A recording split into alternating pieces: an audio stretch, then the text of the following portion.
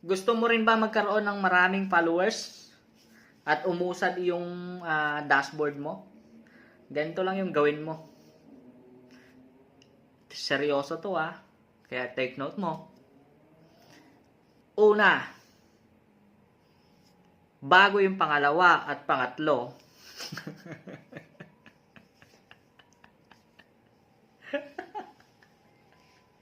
oh, seryoso.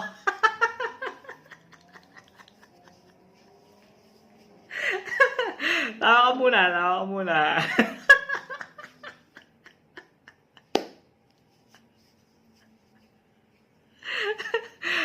Unang-una mong gagawin, mahalin mo yung taong hindi naman karapat-dapat para sa'yo.